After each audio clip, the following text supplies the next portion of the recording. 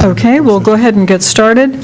I call to order the meeting of the Manassas Park Governing Body for Tuesday, November 15th, 2022. We have before us an amended agenda. The addition is 7B under consent agenda, which is amendment to city attorney's contract. Are there any other changes or additions to the agenda? Believe we go into closed session. City Attorney, would you give the citation? So we're going in under paragraphs 3, 5, and 19 of subsection 2.2-3711A of the Code of Virginia. Thank you. Do we have a motion to approve? So moved. Second. All in favor? Aye. Opposed? Abstained? Motion carries. Thank you. Next, we have our moment of silence, and Councilmember Hampton, would you lead us in the pledge?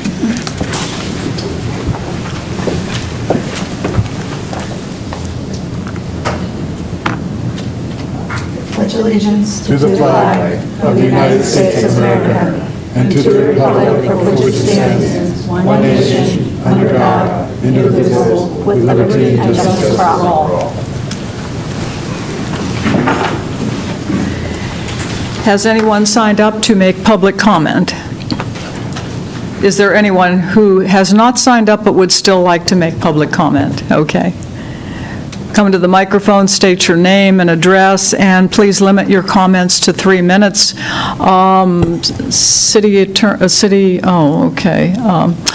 Thank you, Kelly. Thank you. Okay. Okay. Ready? Okay. Go ahead. Hello, my name is Kendall Gardner. I live at 114 Martin Drive. And some of the things I'm going to be repeating, but the first item that I have is I went to pay personal property tax and get the whole personal property tax and decal fee squared away because they've kind of messed that up. I was intending to pay the current years, and I was told that there is a requirement that whenever you write them a check, give them cash or whatever, that the back fees are paid first. And I would like to know what ordinance states that. I know whenever it comes to tax, you have it, so there should be one whenever it comes to the fees. The second item is I had also brought to the attention of the governing body the deleting evidence in a criminal investigation. The last time I was here, you guys heard me because the city manager had forwarded me a message saying that, yes, the city had deleted the evidence after 60 days. I wanted to bring to the governing body to their attention that the data retention policy of the city of Manassas Park requires that you keep it till the end of the court case. In the case that I'm talking about, it was 8 months, not 60 days. Over and above that, the laws of the state of Virginia does not require video to be done whenever it comes to car cam and body cam video. But it does require that you retain it, which you have not.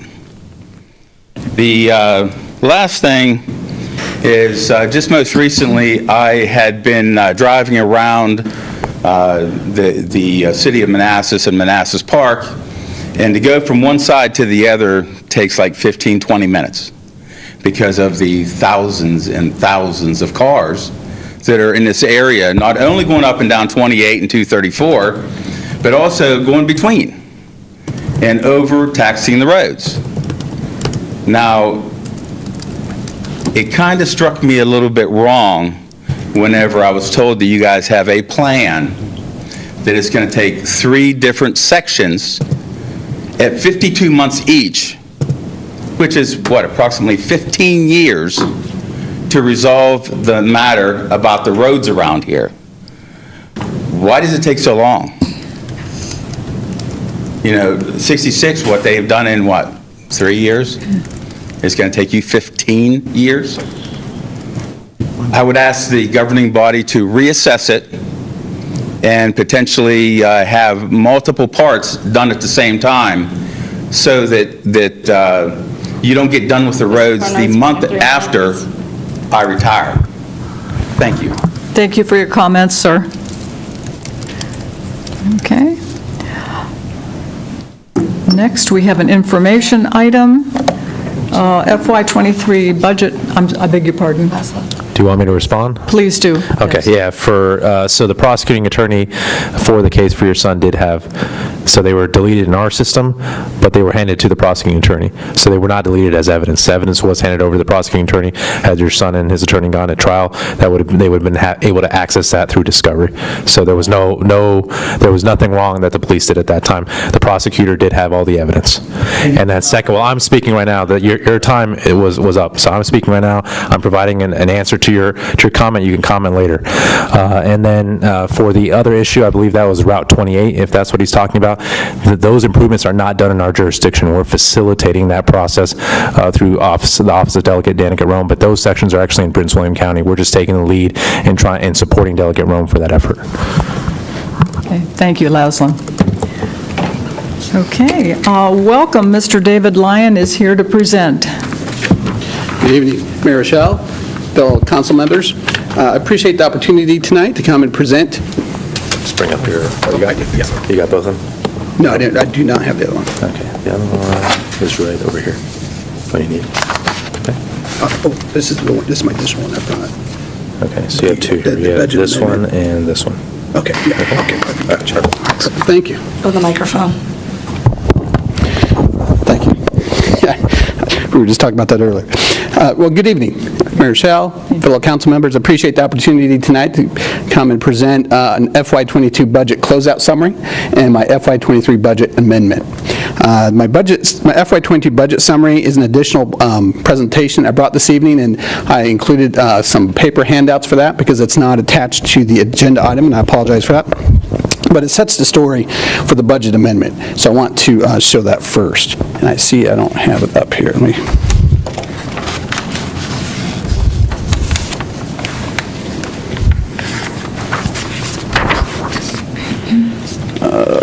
As I'm not sure how to get it on the monitors over there.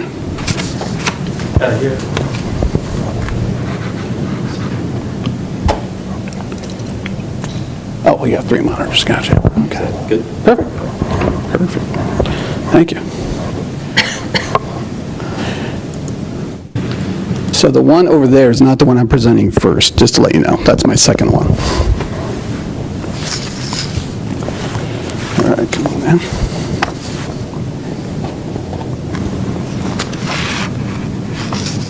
Oh, there we go. So this first presentation is a summary of my FY22 budget from last year. And we always start off with our 3 strategic goals. These drive all of our decision-making and they're the underpinnings of our operations. When we look at our FY22 budget from last year, we look at revenue sources. 61% of our revenue came from the state, 28% came from the governing body, 10% came from our federal sources, and 1% came from local other sources. When we look at our expenditures, around 79% accounts for personnel, which is salaries and benefits, almost 80%, and 21% operational.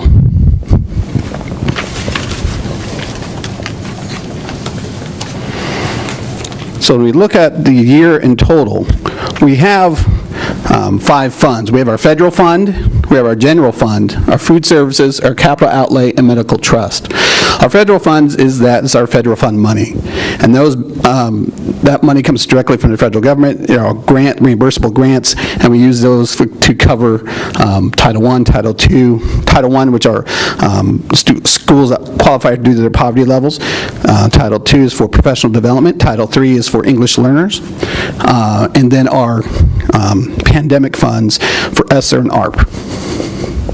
And they totaled about $2.3 million in revenue, and then our expenses were about $2.6, so we had to balance that out a little bit. General fund, this is the fund where the governing body funding lands. And when we look at that, we had $30 million from the state. We We had about $13.1 million from the governing body, and then $349,000 from other local sources, for a total of $43.9 million in revenue last year. When we look at our expenses, our total expenses added up to about $42.1 million, which left, excuse me, unexpended funds, or a fund balance of $1.3 million, this is all projected at this point. Our audit's not completely finished, so this may change by a few dollars. But that's why I project as far as a transfer back to the new stabilization line that we discussed last year.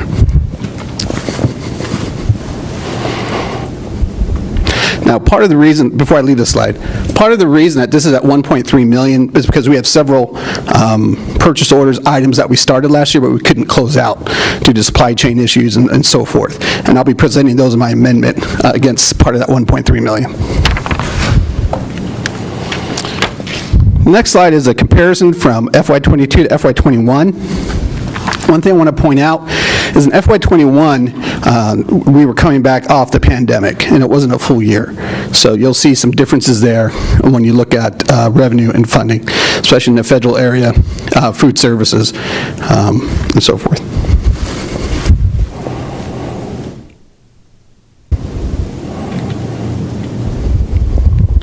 As I mentioned a couple moments ago, we have a few items that were started, but we couldn't finish them due to supply chain issues and other things, the construction issues that were going on.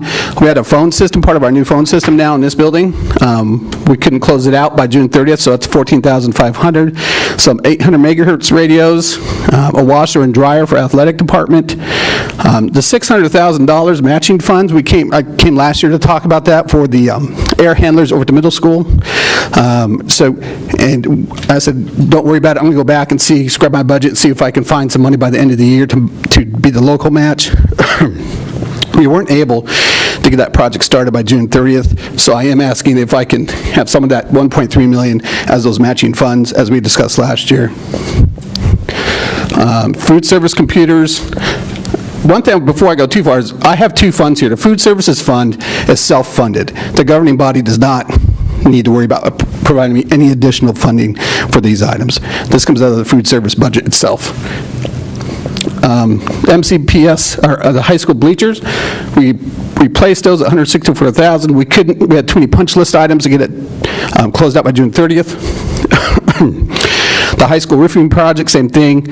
It's finished, but we had a lot of punch items they needed to complete before we gave them the final payment. And then we had some heat pumps we had to replace that couldn't come in by June 30th. For a total of $1,065,000 in the general fund, requesting for carryover from FY22 to FY23, and $256,000 for food services. And that concludes the FY22 budget summary. Before I move on to the next PowerPoint, though, I'd like to give a moment for any questions. Those two numbers is the 1.3 balance? Yes. Yeah, that's a projected fund balance right now. When our audit finishes, it may change by, $10,000 or so, but it's very close. Okay.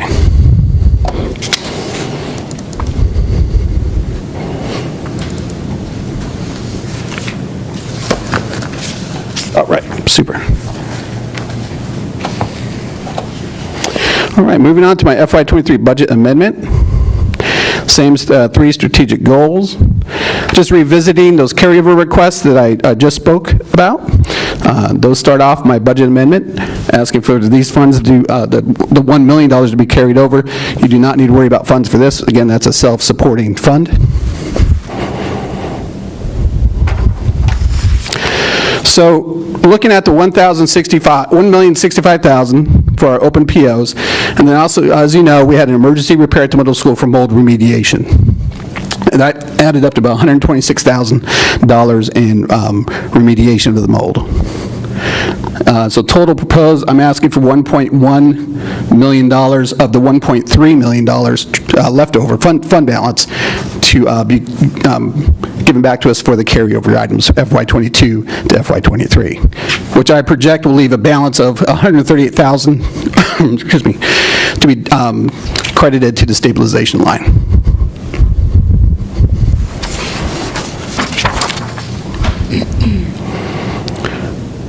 So just going into more of an itemized list of the items I'm asking for to be in the amendment.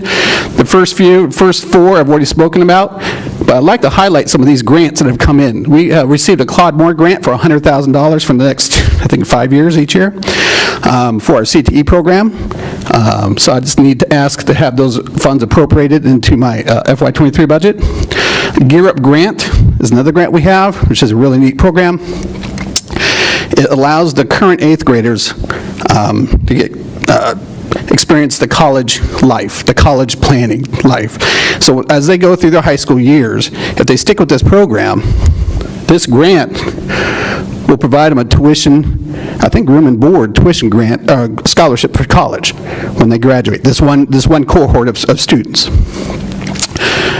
Health workforce grant expenses, that money is for our bonuses for nurses, and also $20,000 worth of scholarship to help them get their certification from LP and RN, I believe. And this last one's real exciting. This one just came in.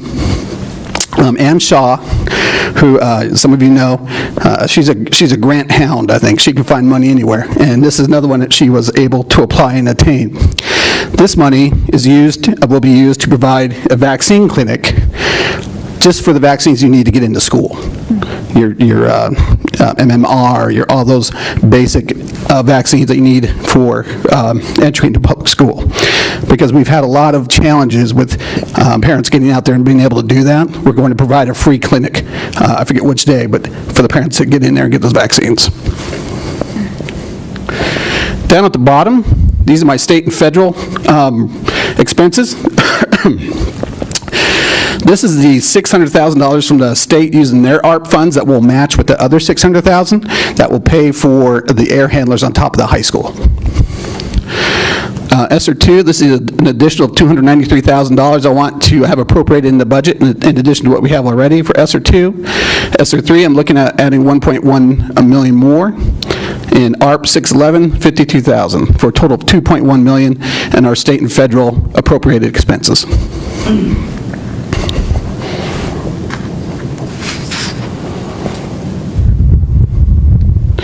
So here I just give you the totals one more time, just as a higher level adding summary. Now I provide an itemization of ESSER 2. Here we have $20,000 for strategic planning stipends. Manassas Park Schools is going through a strategic planning process right now to update our strategic plan for the next 5 years. Bonuses for staff, $200,000. Now this $200,000 is to enable us to, well, let me back up. Governor Youngkin's FY23 budget provided school systems money to give $1,000 bonuses to all the SOQ-funded positions. Now, there's not one school in the state that only has SOQ-funded positions. We have more than that. You have to have more than that to do a good job with students. So we're going to use some of our ESSER funds, our federal money, $200,000, to match Governor Youngkin's amount so we can give all of our employees, all of our full-time employees, a $1,000 bonus. And then some of our part-time employees will get a lesser bonus. Next, instructional supplies, playground equipment. Down at our pre-K program, we need some equipment that has more shade for the students. It's a very sunny spot if you're ever down there. Stipends for our social and emotional training.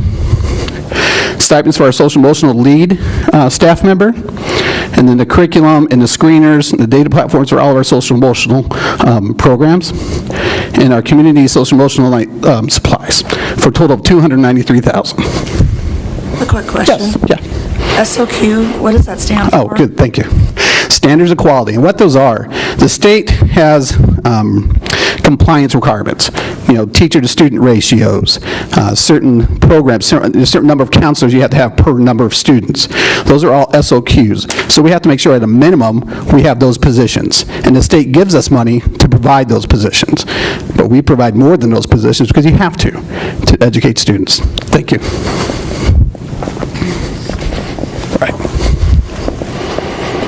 So ESSER 3, elevation strategies training, that's for our English learners, contractor tutor services, translation. You can go down the list here.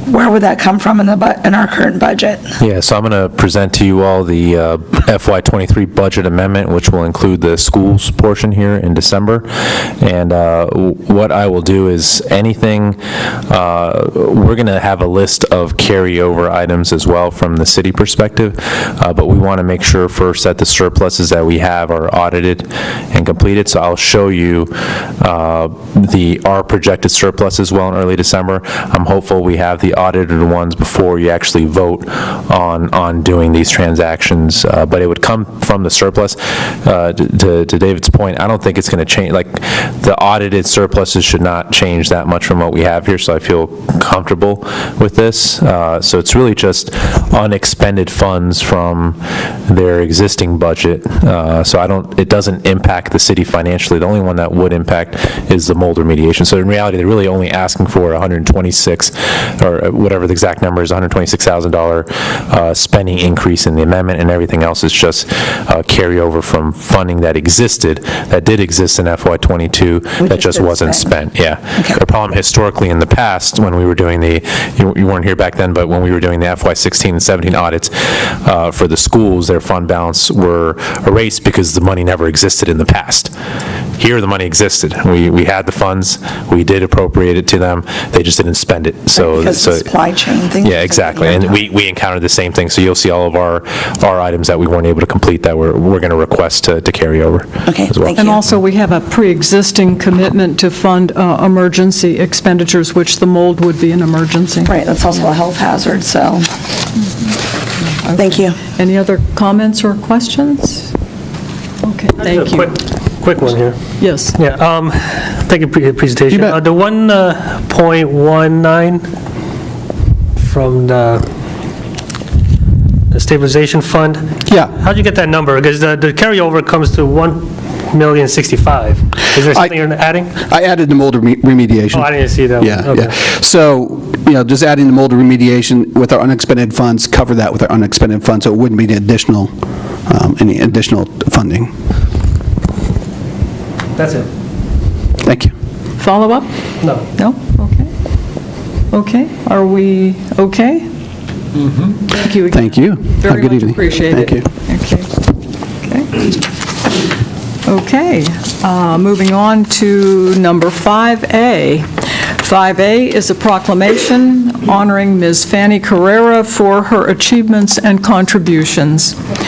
Whereas the City of Manassas Park appreciates and respects all of its residents and highlights the achievements of residents who have attained milestones. And whereas the City of Manassas Park wishes to recognize Ms. Fanny Carrera, who turned 100 years old on November 4th, 2022. And whereas Ms. Fanny Carrera remains active and maintains a level of independence, assisting her family with general household chores, kitchen activities, financial management, and gardening.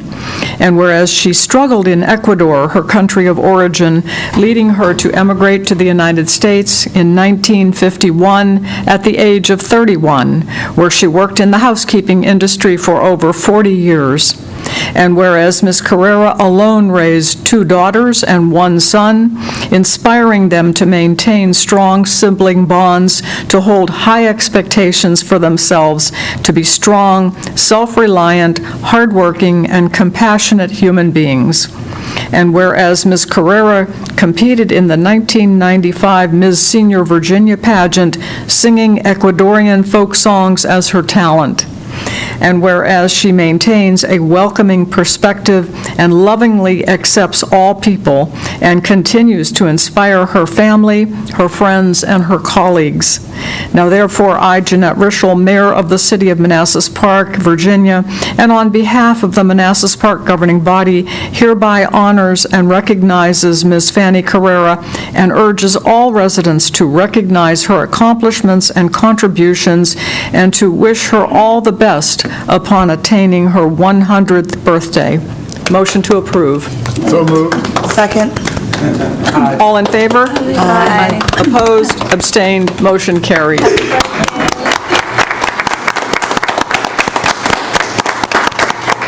We are very fortunate to have Ms. Carrera with us this evening. We also have her daughters, Ms. Belita Moore and Ms. Angie Carrera Earl, and her husband, Mr. Randy Earl. I will take the proclamation down, and after the presentation, Ms. Angie Carrera has indicated that she would say a few words on behalf of the family.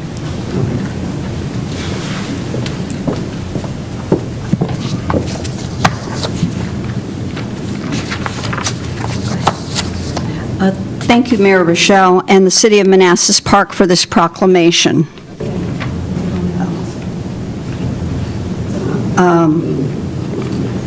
My mother taught all of us the value of honesty and hard work, as well as the importance of being a good citizen. A committed voter for every election over many decades, she is also very happy to be a resident of Manassas Park City.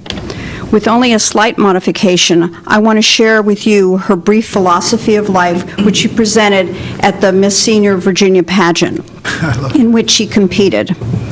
I believe in love because love is the healer. With love, you can do anything. You can help yourself and help others. Even though I did not have much love as a child, I taught my children to love everyone. I have found that as you grow older, you find peace. That is because you have given and received love. My 3 beautiful children and wonderful grandchildren and great-grandchildren are proof of that. On behalf of my mother, my sister, and brother, I thank you all. And she added the last line that I skipped over here. It is really a wonderful life. Thank you on behalf of my family.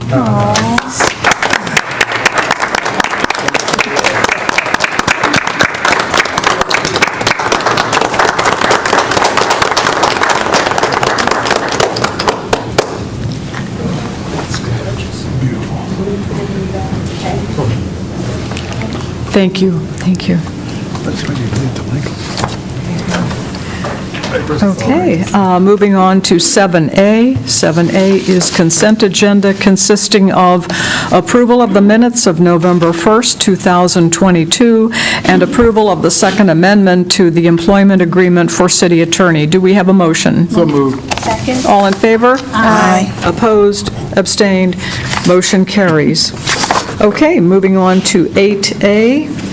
8A is a boundary line adjustment and conveyance of real property to the VRE, public hearing having been held November 1st.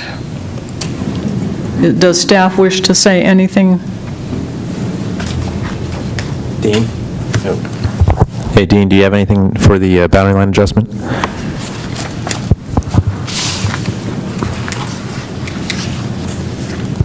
Yeah, I don't have anything to say. Yeah. Okay. Are there any questions or comments on the behalf of the government? Okay, no? Okay, in that case, we'll go on to staff recommended motion that the governing body approve a deed of boundary line adjustment and conveyance and accompanying plat, thereby conveying 0.18538 acres of land to the Virginia Railway Express as presented and subject to final review by city attorney. Moved. Second. All in favor? Aye. Opposed? Abstained? Motion carries. Thank you. Okay, next we have adoption of ARPA budget number 3, city manager.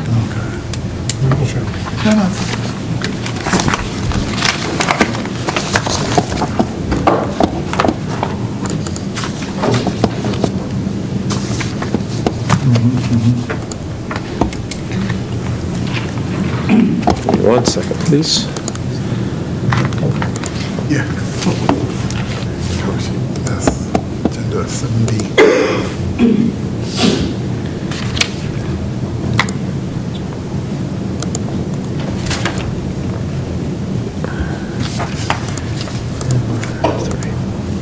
There we go. Okay. My apologies for that. So, good evening, Mayor and members of the governing body. Last meeting, I presented the ARPA budget to you all. I'm going to jump down to the slide where I listed the changes, because I do have one additional change I'm going to recommend from this. So, the $409,000 purchase for ambulance for FY24, that's in the existing CIP model. You'll see in an agenda item tonight, we're going to need some additional funding for the railroad culverts based off the initial bids that we got back. So I'm going to be amending this further to eliminate this again, unfortunately, from the ARPA budget, put it back in the regular CIP model, and shift the funds over to cover the stormwater, the culverts that are needed for Railroad Drive. So that's just the only change I've had from the last meeting. Okay, any comments or questions? Yes. So do you know where it sits in the CIP? What year? Same year. Oh, okay. Great. And the issue with the ambulances that we're going to have to talk about is there's a 2-year Yeah. lag time. So we are going to be recommending to push up the purchases of a lot of ambulance and fleet in general, because we're not going to get it for 2 years after we put the order in. So there's going to be a lot of issues right now with fleet. It's going to be a big topic for the CIP because all prices are really going up, and there's delay in inventory as well. Is that just ambulances or other, That's like regular all, cars as well? yeah, regular cars as well. We've been struggling with just what was approved in the last year's budget. You know, I think we finally just got all the cars, so everything's kind of been lagging. We've had to change models based off of availability as well, while keeping it, we've been lucky to keep it within budget up to this point, but everything else is really coming in a lot higher. So unfortunately, when we delayed, we were going to do the bigger purchase, I think in 2019, of like 23 fleet, and we brought that down to 1 and pushed it back 1 year. That really screwed us over, because of course we couldn't foresee the future inflation, but had we bought it back then, we would have been in a lot better position right now financially. So there's a lot of issues with fleet. I think that I'm hearing from the schools as well with their buses. Their buses are taking 2 years now to get as well. So a lot of issues we may want to consider just putting in orders in sooner, even though they're later in the CIP, but we'll talk about that during the CIP. Okay. Okay, follow-up? Questions, comments? No? I only had the 2 questions about the air purifiers and the pumping equipment, but I'm completely satisfied that adequate resources are going into that type of infrastructure equipment, so. I did send the response. Yes, you did. Okay, good. Yeah, Okay, I no, wanted to make sure. And that's Okay. why I'm totally satisfied. Okay, good, okay. Thank you. Okay. If there's no further questions or comments, okay. Staff recommendation is that the governing body approve the ARPA Budget Amendment 3 as presented. Second. All in favor? Aye. Opposed? Abstained? Motion carries. Thank you. Okay, moving on to new business. That would be citywide security system upgrades.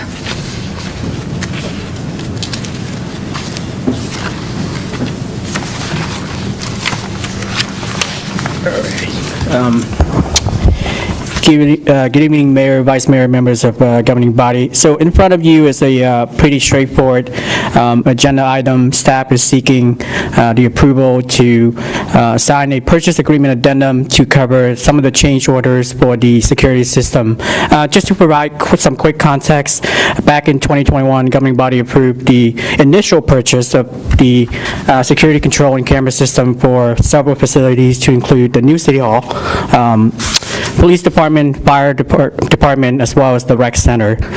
During the course of the installation, we found that we really like the system. It's more secure, more integrated, and it does a lot more than what we had previously. And so we decided to, at that point, upgraded the legacy system at Public Works as well as Social Services.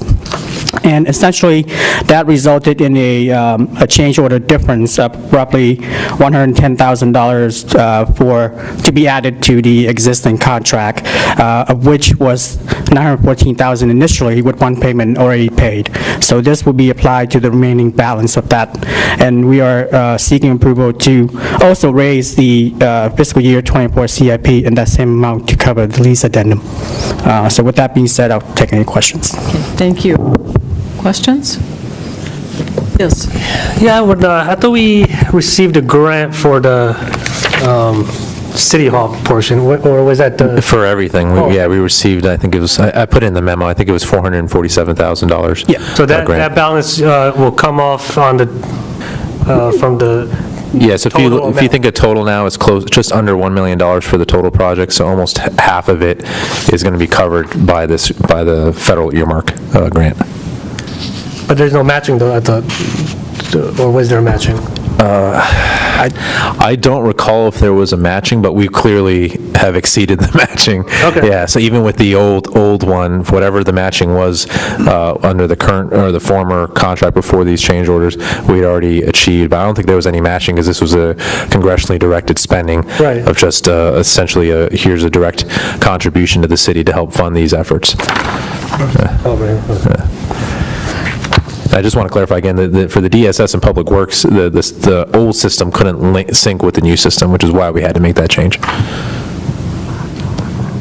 Do you have a follow-up? And then for the lease payments, what amount is that? So it's 914 plus the 110 if you approve tonight, divide by 3, but we've already paid 304 of it with the first installment. Well, no, we paid 2 already, so we have one more payment in FY24. And that's So the this one- full 110 will be added to the last 304 payment. So it'll be a $400,000 payment in FY24. Yeah, we were trying to split it across 2 fiscal years, so I was going to try to put it in the amendment, but the payment was already made for the lease this year. Okay. That's it, thank you. Okay. Any questions? No questions. Comments or questions? Okay. In that case, per city attorney, there are 3 motions instead of 2. The first motion is that the governing body approve and authorize the city manager to sign the necessary documents to amend the existing agreement with BRCI International Corporation dated September 14th, 2021 for the installation of additional security cameras, access controls, and other security systems for the new city hall, as well as for public works and social services facilities as presented and subject to final city attorney review. Moved. Second. All in favor? Aye. Opposed? Abstained? Motion carries. Motion number 2, that the governing body approve and authorize the mayor, the vice mayor, and the city manager to sign the necessary documents to amend the master equipment lease purchase agreement with Community First National Bank dated September 23rd, 2021, to finance the installation of additional security cameras, access controls, and other security systems for the new City Hall, as well as for public works and social services facilities, as presented and subject to final review by city attorney. Moved. Second. All in favor? Aye. Opposed? Abstained? Motion carries. Motion number 3, that the governing body direct the city manager to budget $110,151.46 in the fiscal year CIP GL-302-9410-3172-74-00-00 to cover the cost for installation of additional security cameras, access controls, and other security systems for the new City Hall, as well as for public works and social services facilities. Moved. Second. All in favor? Aye. Opposed? Abstained? Motion carries. Thank you. Thank you very much. Okay, moving on to Railroad Drive Culvert. Good evening, Calvin. Good evening, Mayor Rischel, Vice Mayor Mensing, members of council, residents, staff, and guests. I'm Calvin Odell, the Director of Community Development. For brief background here, if everyone can recall, we have 6 corrugated metal culvert barrels that are grouped together right at the entrance of Railroad Drive and along Railroad Drive. Each culvert structure has essentially 2 corrugated metal barrels comprising the structure. They've all been identified as being in pretty bad shape, but the Railroad Drive culverts, one of them is actually identified as needing immediate attention. We are fortunate enough to have a VDOT revenue sharing agreement for the Russia Branch culvert that passes underneath of Manassas Drive, but we had originally planned ARPA funding for these other 4 barrels that pass underneath of Railroad Drive. Originally, we had set aside $3 million for that, and then, of course, we had the smaller 7th culvert rear its ugly head last year, and we had an emergency repair on that culvert that ate up some of that ARPA funding that was originally intended for the Railroad Drive culverts. But on August 23rd, 2022, the governing body authorized emergency procurement for the rehabilitation of those railroad drive culverts via resolution, and that resolution set a $2 million not-to-exceed spending limit on this on these culvert rehabilitation efforts. So staff issued, if you'll remember, there was a RAISE grant that we were waiting to find out if we were going to get funding for, so that sort of put the brakes on this project back in the spring until we actually, got notice that we were not going to be awarded the RAISE grant, and then we could put this back on track. But staff issued the actual solicitation on October 6th. We issued it out to 3 reputable vendors who specialize in this type of culvert rehabilitation work. This was an A plus B plus C bid, which I know doesn't ring any bells with you guys, but it's the same thing we used for Mosby. You essentially are monetizing time. So that you can expedite work. So by monetizing a day or a period of time, you can then come up with incentives or disincentives for meeting a target date with your work. So you're encouraging people to complete the work quickly by making them eligible for bonuses because you've monetized the time in that manner. That in and of itself sort of lends itself to getting something done expediently because people want to make their bonus money. Unfortunately, all 3 bids came in over the $2 million. So we immediately had an issue because we didn't have enough money allocated to this project. But there was also the issue that 2 of the bidders did not think they could complete this within our mandatory time frame. We had originally said we want this done by March 24th, 2023. In hindsight, since this is concrete work and we're asking people to work in a creek in the middle of the winter, we probably should have extended that out because only one of the actual bids that came in thought that they could complete this work by that time. So the A plus B plus C in and of itself ensures that the contractor is going to be aggressive and try to complete this work as quickly as they can so they get all the bonus money they're entitled to. What staff would like to do is slightly modify the solicitation to remove the mandatory completion date because by only having one bidder think they can meet that date, we've taken the competition out of the competitive bid process and we're down to one vendor. But we do understand from the bids that $2 million is not going to cut it, so we're asking the governing body to increase the spending limit to $2.5 million. But we feel that by modifying the solicitation to remove the mandatory completion date, we've brought competition back into the bid process. These vendors have already done their due diligence and prepared these proposals, so it's going to be a very quick turnaround. The modifications to the solicitation should not substantively change their proposals, but we do need to increase the spending limit and reissue this solicitation and give them about a week to turn it back around. Any questions? Comments or questions? Yeah, what would be the purpose of a deadline for these type of projects? Because this is an emergency, we did have the Mosby culvert failure. We do not want a contractor to sit on this. We want to ensure that we are the priority in their schedule and that they're attacking this thing as quickly and as efficiently as they possibly can. The A plus B plus C bid kind of does that in and of itself. I still would support, we would put a mandatory deadline in there if it wasn't an A plus B plus C bid, because we do need this done, or else we stay at risk that we could have another major culvert failure. Right. And then 2.5, I think it was saying requesting 2 million on the cover sheet here. So now We you want to originally approve- approved for 2. Was that? It was originally approved for 2 million. We're now, The question, over here, it says 2. It's not, I don't think it's your fault. In the recommendation? Yeah. It says 2.5 million, in the one I'm The looking one at. we have says 2. Not to exceed 2 million. Yeah. The correct one is 2.5 million. so we did attach the original resolution. This is the wrong agenda item.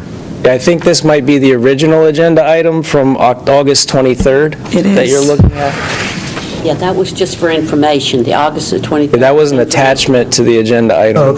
Oh, that's an attachment. Yeah. That's right, yeah, that's an attachment, you're right. So, We don't have the other, is the correct one? well, this is 9B. Yeah, this is it. Yeah. This the is right here, first- 2.5 million. The first page shows it. This is just the thank you, Lana, for reminding. We put the attached original agenda item. I see. This is the new one here, 2.5 million. And where's the additional funding coming from? That's what I just discussed, the previous ARPA budget, where we made the modification to shift because you can see we have about $2.1 million.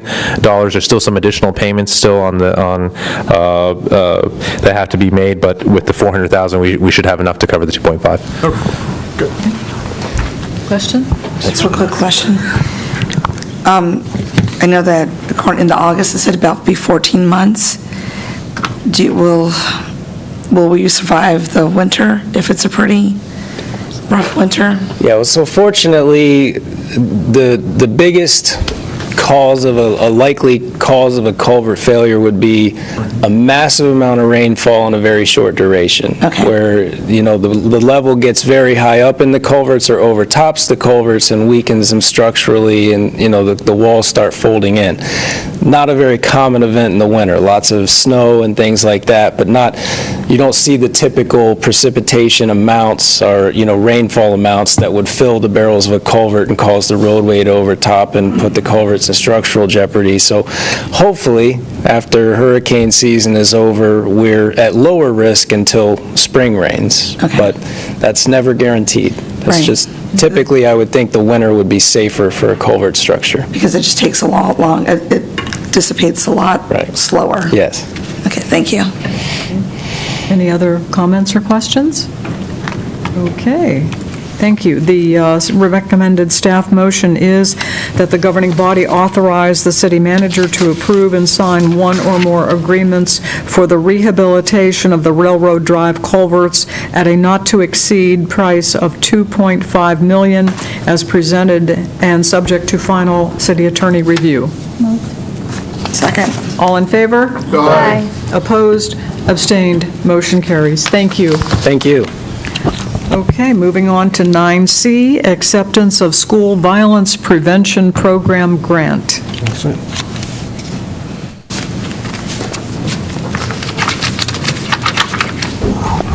Good evening again, members of the governing body. So I'm actually not asking you guys to vote for this right now. I would request that you do so after we get out of closed session tonight. So tonight, we're going to be talking about the specifics of the school security enhancement plan. This is something we started looking at before COVID, as there was increased mass shootings happening across the country at schools. We wanted to be proactive. COVID broke out, and then the schools shut down. But over the last year, we've been evaluating, ever since we brought Merchant McIntyre on the team for grants, we've been evaluating grant opportunities to help enhance schools' security footprints, and we did submit a grant application in the spring, and we found out that we were awarded $500,000 from the federal government for school security enhancements. The project that we'll be briefing you tonight is going to be much larger. It'll come for open session in December, but we want to give you the specific, more tactical details on what's going to be part of that tonight in closed session. So before you vote on whether you want to accept this $500,000 from the federal government, I recommend we go into closed session later and discuss the specifics, come out of closed session, and then you can make the decision on whether you want to head in this direction and accept these funds or not. Okay, I have no problem with that governing body.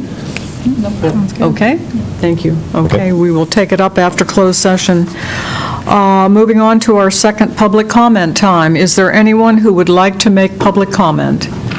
Yes, ma'am. So I'd like to thank all of the veteran service organizations that came out a week ago, last Thursday, for the veterans, the ceremonial flag raising. I'd also like to thank the city staff, the city manager staff, and Parks and Recreation for putting that together. I heard from some of the veterans afterwards. They were very much touched by it. So thank you very much. Thank you. And if folks want to watch it at home, just go on Facebook. There's a really good recording of it. Okay, thank you. Anyone else like to make public comment? Seeing no one and hearing no one, we will move on to city manager's report.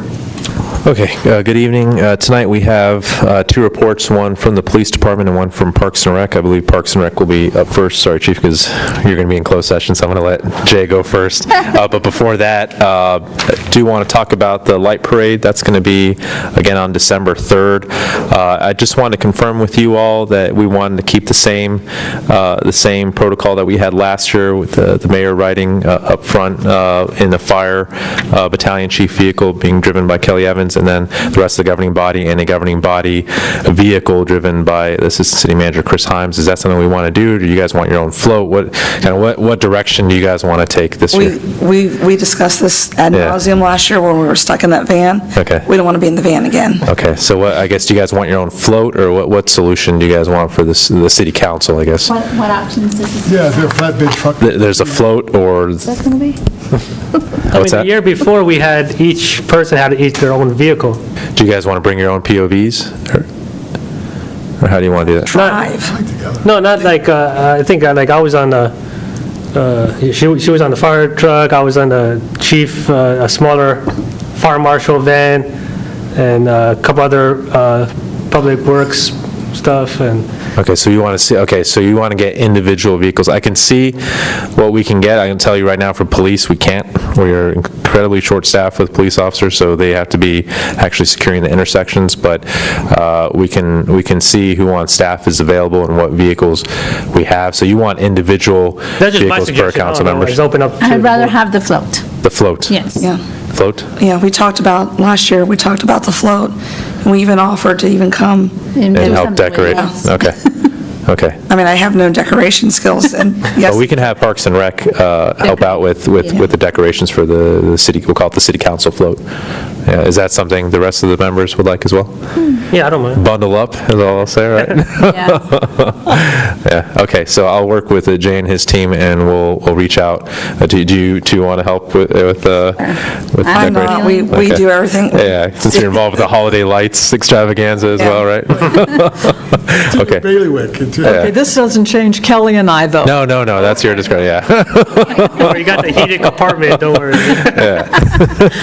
Once it rains, we want the van. Okay, if you want, so backup plan will be the van if it's raining, is that right? Right, or we'll just all get in one of our cars and drive if the van's not available. Okay, all right. Well, we'll have the van as a backup plan, and then we'll figure out the other solution.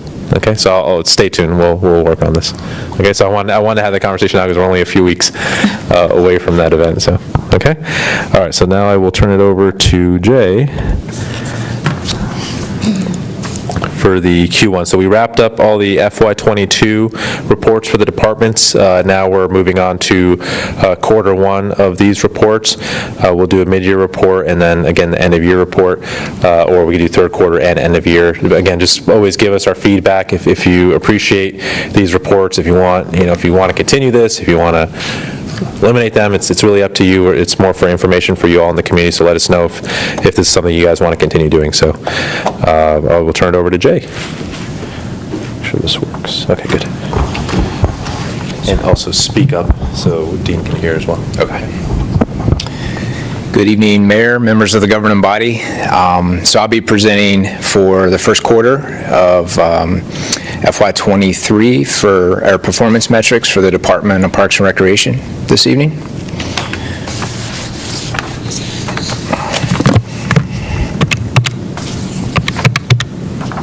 So I'll go ahead and start with our marketing division. As you can see here on the table, there we go. We saw year-over-year increases. Sorry, there's a little bit of a delay here. Okay. She's controlling that, so. Oh, I'm sorry, okay. I was like, what's going on? Not there yet. Hopefully by February we're. Okay, gotcha. Okay, so we're looking at year-over-year increases for our email open rate, our mobile visitors, and our Facebook engagement. We did see a decrease for total website visitors, but in particular, Facebook engagement and email open rate shot up pretty drastically, in particular, Facebook engagement. We started off the year pretty strong there because of the 4th of July, so we had a lot of engagement the very first month of the fiscal year, and that kind of got us off on a good start there.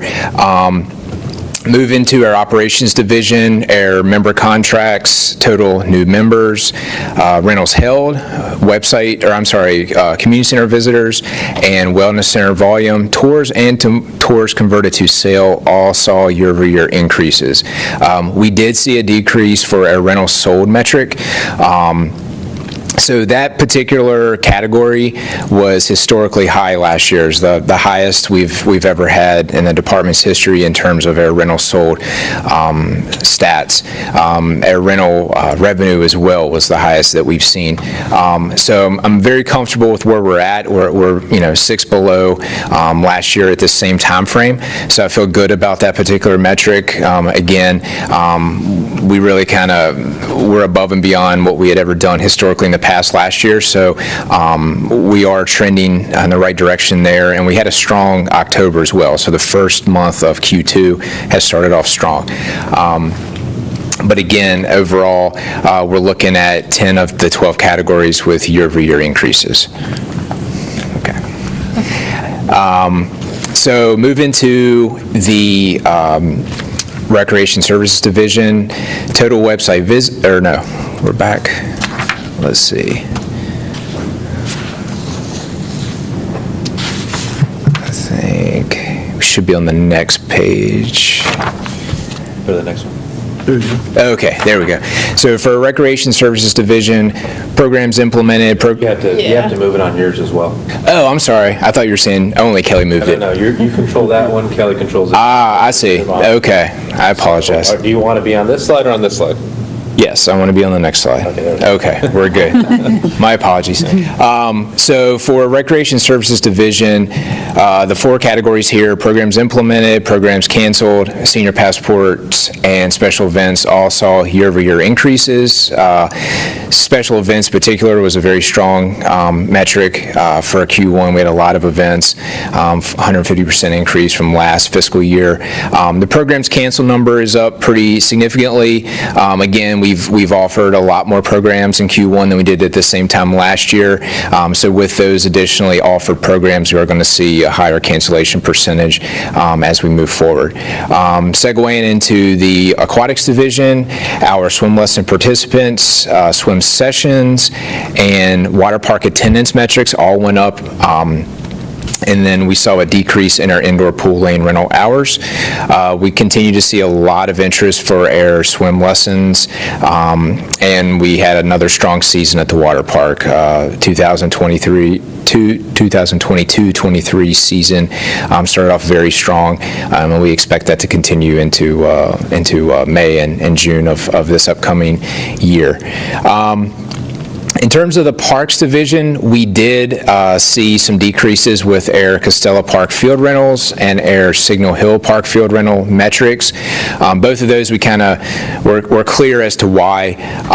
We did have a youth cricket league that was strong in FY22 for the first 2/3 of the year that decided to basically end their contract. They just didn't have a lot of sustained interest. So we didn't see that league on the backside of FY22 and then again for FY23. So that kind of makes up for that discrepancy there because, again, they were renting multiple days a week throughout the season.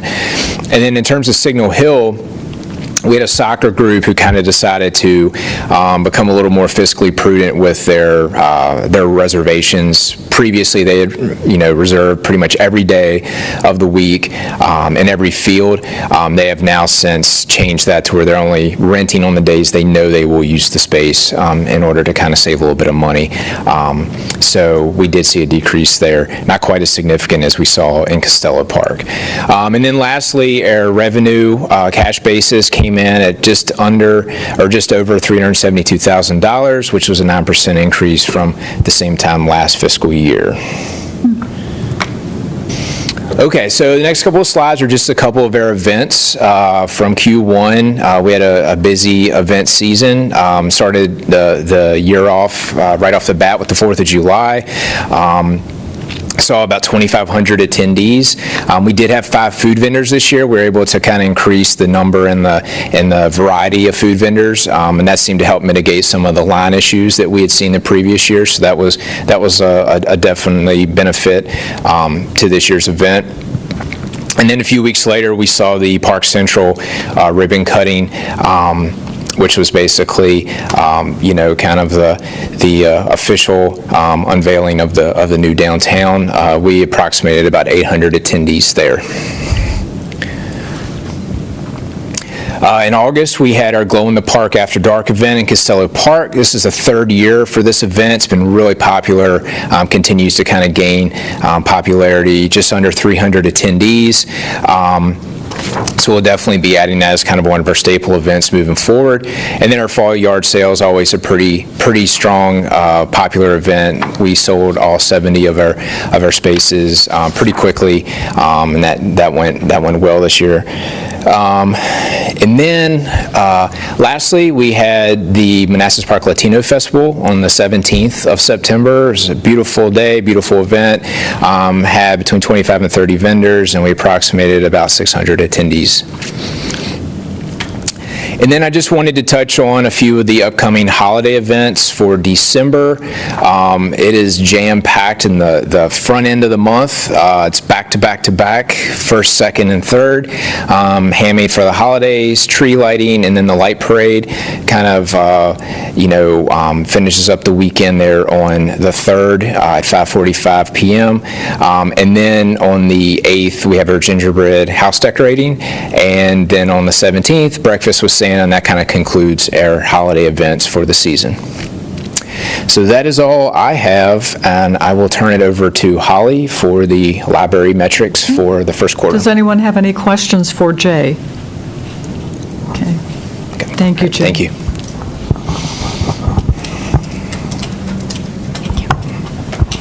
Welcome, Holly. Thank you. Good evening, everyone. So I wanted to mention a couple of our specific Q1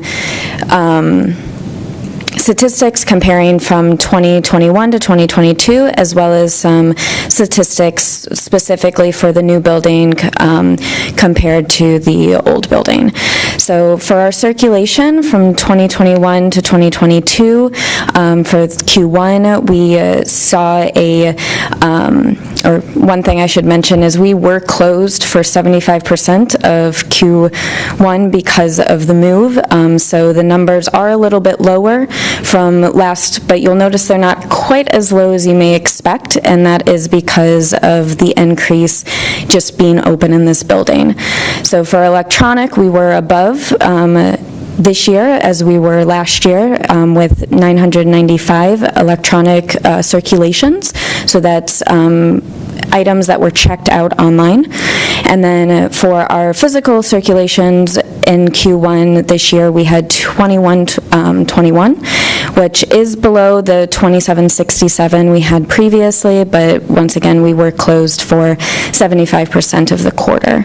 I did break it down in this slide to children's, young adults, and adults. You'll notice we did have an increase in our adult check circulation, which is great because that is something that we were really hoping to get with the new building and a larger collection, is getting more circulation in adult. Children is always a common checkout. People constantly come for children's, but it is a little bit harder to grab the young adult and the adult patrons for checkouts at least. For our programming, we did a total of 13 programs. For children, just 2 for young adults, because once again, we were closed for the majority of our quarter this year, and so that is the number since we've opened the amount. We had 8 for adults, and we had 9 for all ages. A lot of that does include a couple of our summer reading program, and then only a couple is actually for the programs in this building, since Q1 was only about 3 weeks in this building. I did highlight on here as well the difference in the size of our collection. So previously, when we shut down Blooms Park in June, we had 7,128 physical materials. We now have, as of the numbers I took, we have more now, but we had 18,781 items now in this new building. So we have greatly expanded our collection, and we are seeing those circulation numbers reflect that. For our Spanish materials, of the physical materials, we were at 0.04% in the old location. We're now at 0.08, so we have doubled that. And just kind of for reference, total percentage of the Spanish materials that Prince William has is 0.02. So we are percentage-wise higher, and I believe, if I'm correct, and when I checked the numbers a little bit ago, we actually have more physical Spanish materials than they do overall as well, not just the percentage to our collection. Good. Digital materials, we had just over 1 million previously. Because of extending our different resources that we have, we do have over 10 million digital materials now. A huge amount of those are Spanish materials, including we recently got a program called The Shelf, which is all Spanish movies, TVs, books for children, performing arts, shows, what else is on there? Magazines, I believe, as well, but all of it is in Spanish. There's only a couple of things that have the option to be in English, but almost everything, I think 99% of that platform is just Spanish. And then our number of databases did remain the same, and that's because we did lose a couple of the state-provided databases when the funding from ARPA ran out. For those, they were unable to support them for the various libraries at that point, so we did lose some of those, but we had gained a bunch of our own that we had. And we are looking into getting a couple of others, including Canopy ourselves. So basically The Shelf, but in English. And then we have the library patrons. I wanted to mention just our statistics.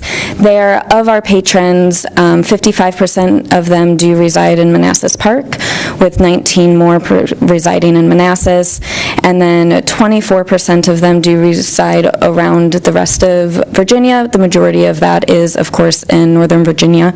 And then there is about 2% out of state. Those are majority either DC or Southern Maryland. There's one or two, I believe, that are actually from people that just came to use our internet real quick. They were in town visiting someone and needed to print something, so they signed up for a internet-only access pass. All right. Thank you. You're done? Yes. Okay, I didn't want to interrupt you if you weren't. Any comments or questions for Holly? Councilmember Javed, you look puzzled? Oh, no. Okay. All right. Thank you very much. Great, thank you. I actually did want to say something. I have checked out the Spanish physical material, and yeah, it's awesome. Oh, great. Yeah, I've seen, I'm taking my mom so she can get a book. Oh, good. We're trying to continue to expand that collection, so please continue to keep an eye out. Thank you. Good to know. Good to know. Thank you again. Thank you. Yeah. And next, I believe we have Chief for the police report. Welcome, Chief.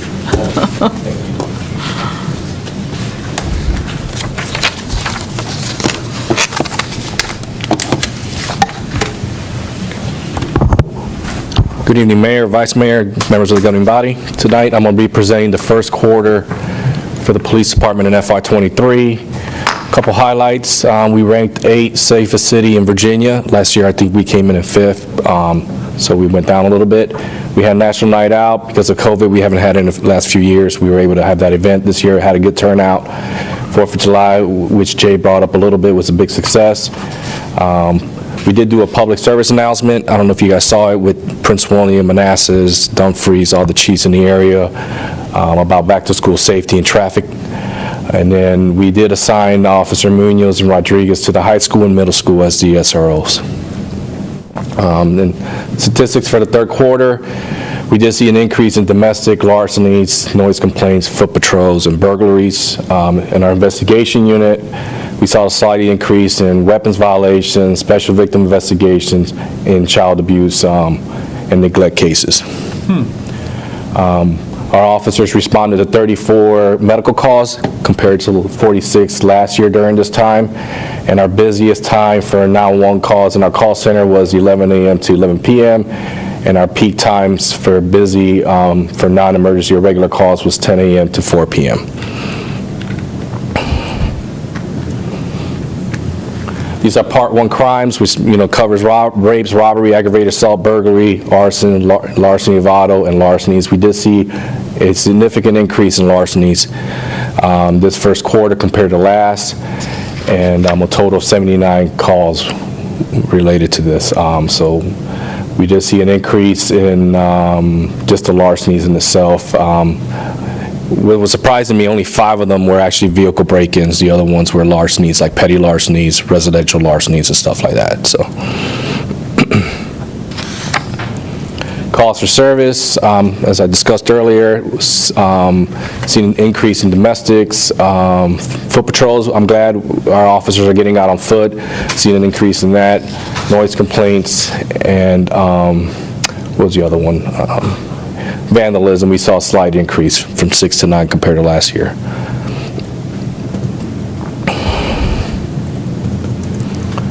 Emergency custody orders and temporary detention orders. We had 10 cases for a total of 240 hours, so we spent about 24 hours with these individuals after they're either getting cleared or getting medically finding a bed for them to get the services they need. So quite a bit. Some of them were actually longer than 24 hours, but we averaged about 240 hours, or 24 hours, with the 10 cases.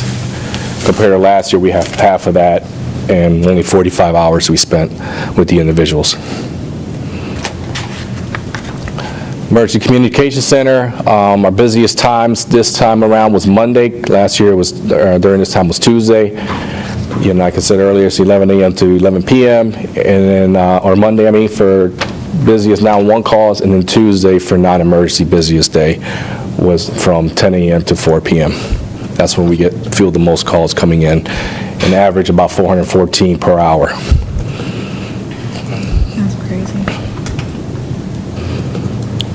Investigations, seen an increase in child neglect cases by 1, which is a slight increase, and the other ones were weapons violations and sex-related crimes were slightly up, misdemeanor ones. So.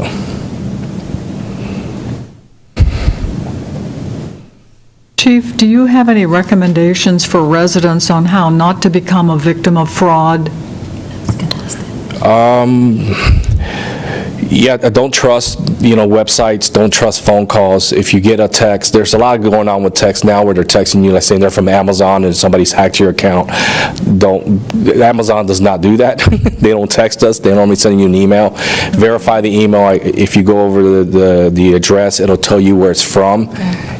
So there's also a number you can call for these things and say, hey, are you guys trying to get a hold of me? And they will tell you. But don't trust any sites that you're not aware of, and if it doesn't return back to that same site, I will not provide them anything. And don't follow links. Yeah, don't click on any links, because they could have access to your phone and computer, and they can get some personal information off of that. Yeah, because I noticed there was 8 last year, 3 so far. Does that 3 for the entire quarter 1? Let me go back and see which. Yeah, it's only 3. So last time around, we had about 8, but this time we only had 3. Yeah, I'm surprised it's only 3, because there's a lot of it out there. Yeah, one of the biggest ones I'm hearing now is where they're claiming they have one of your family members under arrest, and they're requesting you to send money to get them out of trouble. Police departments will not call you to tell you family members are in jail, so, and ask for money, so. Thank you. And so it could be, Mayor, that they're still attempts, but maybe the 3 is just more reflective of people who suffered the consequences that notified the police. Like for the situation with the gift cards, we didn't do it, so it didn't, it didn't become a criminal case, if that makes sense. I see. Yeah. And out of all the cases investigation, 20 of them were sex-related offenses, and 71% were other type of crimes. So we did see an increase in that compared to last year, but at least there's not like it was the previous year. I believe it was in the 40s percentile. Training hours, there was a lot of stuff due this year for our certifications, so you're going to see a lot more hours in the academy, in-house training. We have 3 recruits right now in the academy, so that's why those hours are up. In-house, our staff does great at being certified in certain aspects of law enforcement, so they're able to teach those things, and we get credit through the Department of Justice. And we, obviously, some outside vendors, just to keep with any new ideas, any new training, we like to send our officers to. Parking stats, we lost our parking enforcement officer during this quarter, so you're going to see the numbers down. But I'm happy to say that one of our officers, well, I'm not happy because he decided to surrender his badge and gun to become a civilian, but he's our new parking enforcement officer. He started last Monday, so we're hoping once we get him trained up with the new system and everything, because yeah, he did parking enforcement before, but he didn't do it with the new system, with the vehicle and everything. So we're trying to get him trained up, and then he'll be taking over that responsibility. So you see some of the numbers went down a little bit, and then we're going to do a better job of doing collections now that he's doing that. So.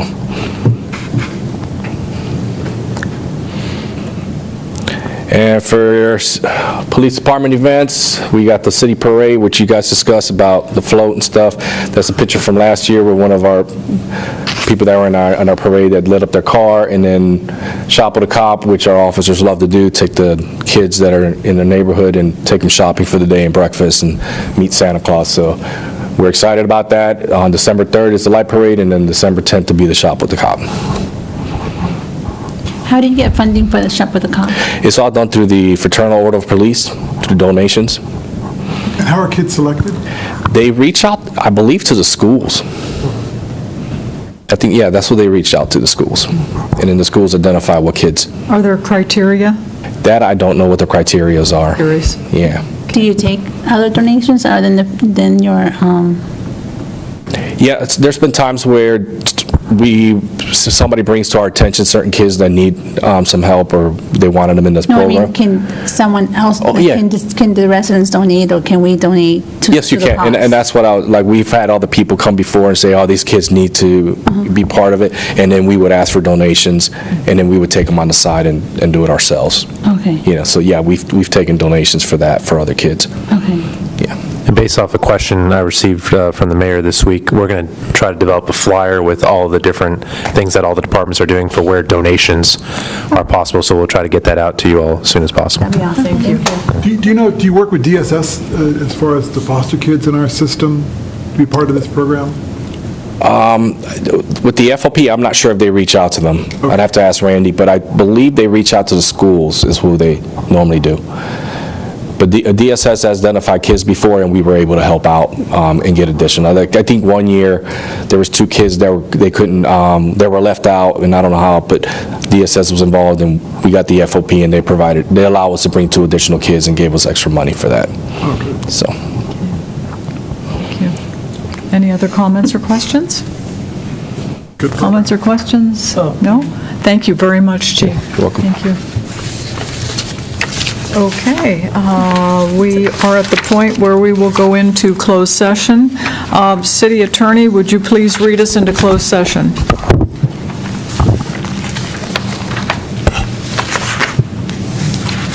Dean, you might be on mute. Sorry about that. I recommend we go into closed meeting to discuss and consider the potential sale of city-owned real property to a prospective business where no previous announcement has been made of the business's interest in locating in the city, and where discussion in an open meeting would adversely affect the bargaining position and negotiating strategy of the city pursuant to paragraphs 3 and 5 of subsection 2.2-3711A of the Code of Virginia, and to discuss security infrastructure and security plans for city school facilities, where discussion in an open meeting would jeopardize the security of such facilities and the students, teachers, and other visitors to such facilities pursuant to paragraph 19 of subsection 2.2-3711A of the Code of Virginia. Thank you. Do we have a motion? Moved. Second. All in favor? Aye. Opposed, abstained, motion carries. We're in closed session. Let's take a 5-minute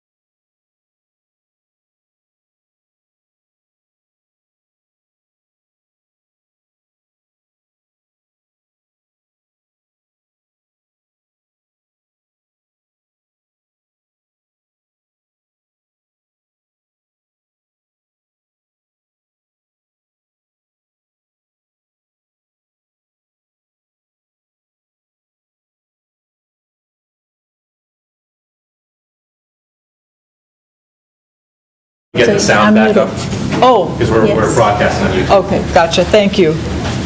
Keith says it's good. Good to go. Good to go. Oh, the sound's up, okay. Motion to come out of closed session? Moved. Second. All in favor? Aye. Opposed, abstained, motion carries. Motion to certify closed session? Moved. Second. All in favor? Aye. Opposed, abstained, motion carries. We're going to take up 9C, acceptance of school violence prevention program grant for $500,000. City manager, do you have any comments? Nothing to add, just a reminder that it requires a $329,000 match, so I'll bring that back in the budget amendment for FY23, how we'll fund all of that. Okay, thank you. Any comments or questions before we vote? Okay. Staff recommendation is that the governing body accept $500,000 from the Department of Justice's School Violence Prevention Program grant to provide security enhancements for our city schools. Moved. Second. All in favor? Aye. Opposed, abstained, motion carries. Thank you very much. Is there anything else for the good of the city? Okay, motion to adjourn. Moved. Second. All in favor? Aye.